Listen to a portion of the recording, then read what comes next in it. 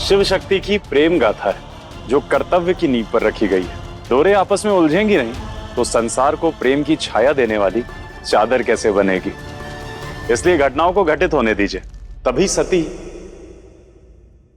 शक्ति बनकर पुनः अपने शिव से जुड़ पाएगी।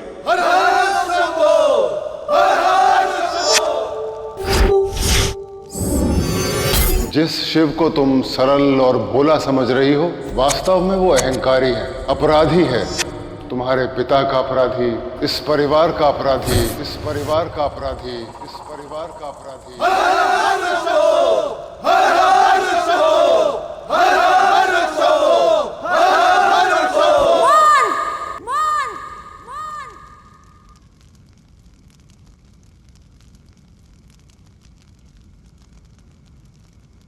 आज फिर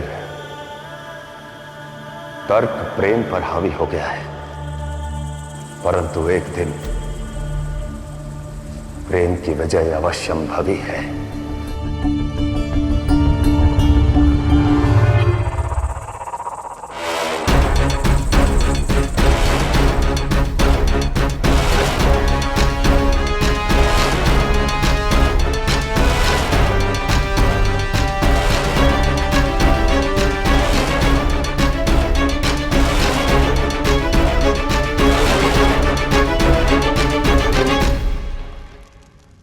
देख रही हो सती, इन आंख वाले अंधों का अंधविश्वास। इनका दोष नहीं है पिताश्री। प्रजापति होने के नाते आपको इनकी आंखों से अंधविश्वास का पर्दा हटाना होगा और इन्हें सच दिखाना होगा। कोई प्रयास काम नहीं आएगा देवी। शिव भक्तों के शरीर को बंदी बनाया जा सकता है, लेकिन इनकी आस्था का बंधन कैसे तोड़ोगे?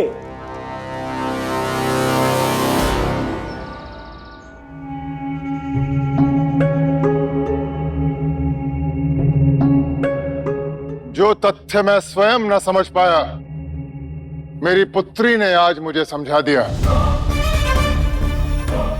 तुम सबको कारावास में डालना मेरी भूल थी, क्योंकि तुम्हारी आंखों पर जो भ्रम की पट्टी बंधी है उसे तो मैंने हटाया ही नहीं। अतः आज मैं तुम सबके सामने परमपिता ब्रह्मदेव, आराध्य नारायण एवं अन्य देवताओं के समक्ष तुम्हें एक अवसर देता हूं अपनी इस भ्रम की पट्टी को खोलने के लिए। मैं तुम्हें उस कपालिक की पूजा करने से नहीं रोकूंगा, परंतु बदले में तुम्हें अपनी भक्ति का प्रमाण देना होगा। प्रमाण?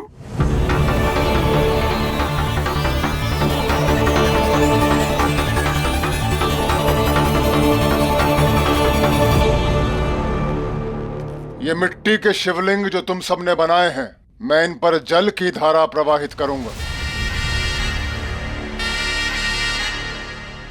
और यदि इनमें से एक भी शेष रहा, अर्थात तुम्हारी भक्ति प्रमाणित हुई, तो मैं सबको मुक्त कर दूंगा।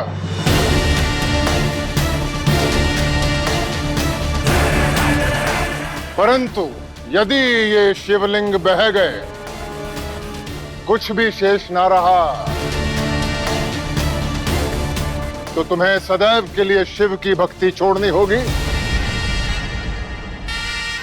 या फिर आजीवन कारागार में अपनी मृत्यु की प्रतीक्षा करनी होगी।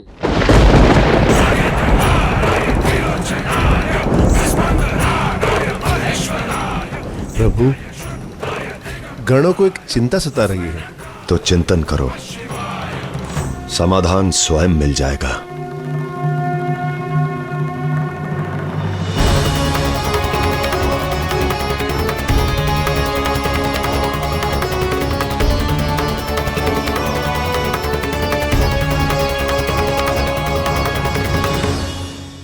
मिट्टी के ये शिवलिंग जल की धारा के नीचे तो बह ही जाएंगे।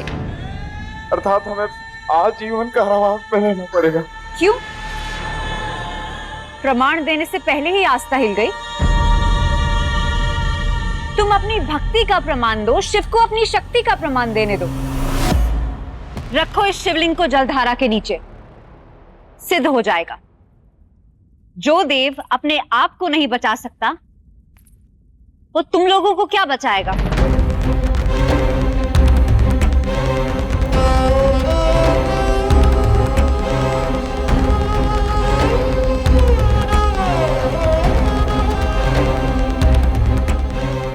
मुझे प्रजापति दक्ष की चुनौती स्वीकार है।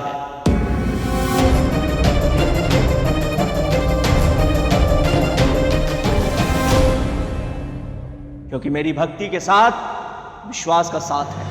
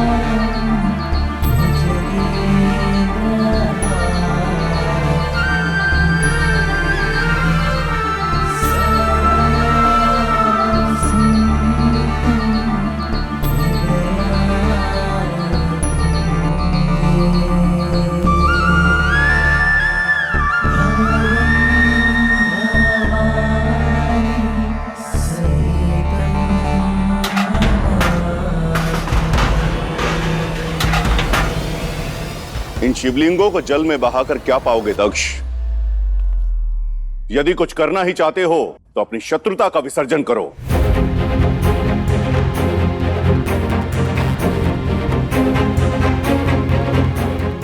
आप महान हैं परमपिता, जो आपने अपने पुत्र को प्रतिकार की अग्नि से बचाने के लिए शिव को क्षमा कर दिया।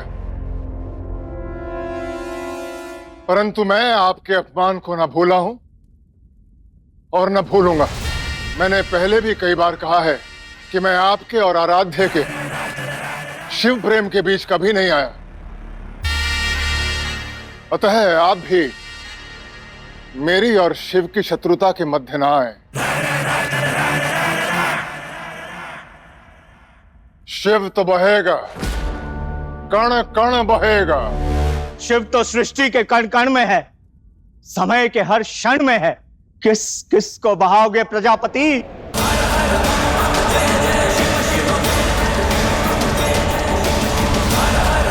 थल में भी, नभ में भी, जो बहाओगे उस जल में भी हर ओर शिव है।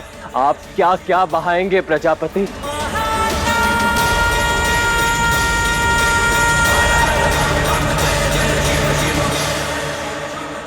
ये तुम्हारा घमंड है, यह भ्रम है, अतिशीघ्र सबके सामने बह जाएगा।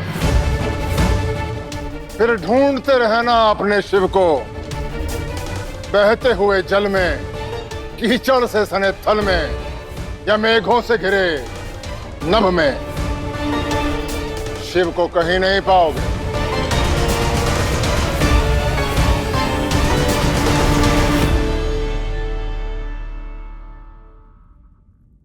हे प्रभु, मैं जानता हूं आपको सम्मान और अपमान से कोई लगाव नहीं, पर भक्तों के भाव का क्या? आशा है आप उसकी रक्षा अवश्य करेंगे।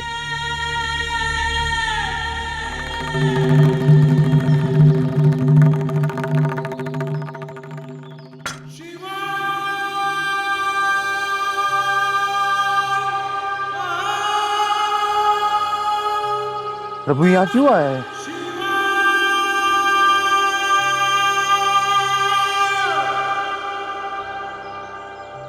प्रभु, प्रतीत होता है कि आप यहाँ बड़े भैया के असत्य अभिमान को उतारने आए हैं। क्या मैं सही सोच रहा हूं प्रभु? नहीं देवर्षि, मैं तो केवल सती के सामने सत्य का एक द्वार खोलने आया हूं। आज सती भक्ति का सबसे बड़ा परंतु अनदेखा रंग जानेंगी।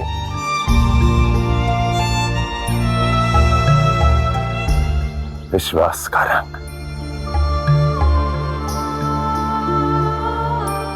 किंतु प्रभु, प्रजापति के प्रभाव में पली सती क्या इस बात को समझ पाएगी?